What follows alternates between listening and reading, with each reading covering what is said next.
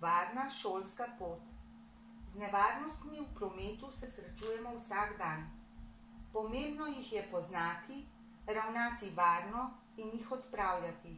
Pri tem lahko naredite veliko tudi učenci sami.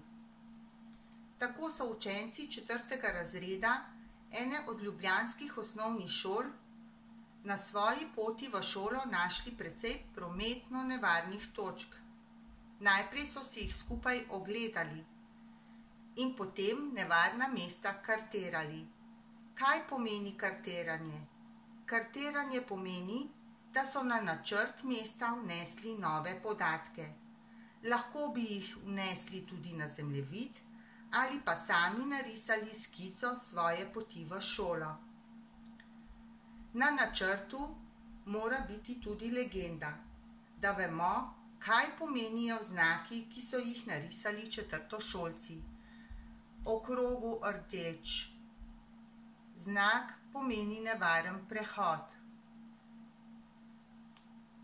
Rumen pravokotnik, da je cesta zelo prometna. Torej imajo četrtošolci pot v šolo zelo prometno.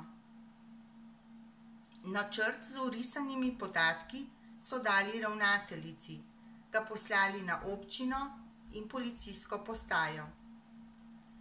Predlagali so tudi nekaj rešitev. Na primer, da se v okolici šole prepreči parkiranje na pločniku, da se upočasni promet in namesti semafor. Poglejmo si nekaj fotografij. Če ni zapornic, je lahko prečkanje proge zelo nevarno.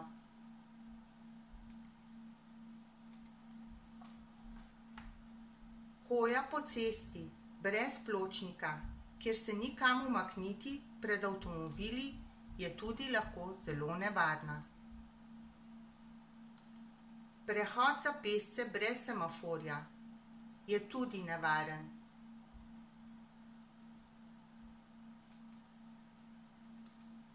Če pa načrta tvojega kraja ni, se izdela skica načrta.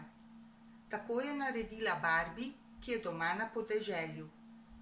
Svojo pot v šolo je narisala kar sama, ker ni imela načrta domačega kraja. Na podeželju so drugačne nevarnosti kot v mestu.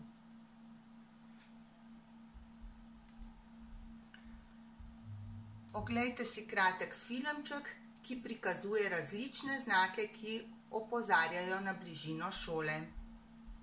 Trikotne oblike, pravokotne in znotraj trikotni znak,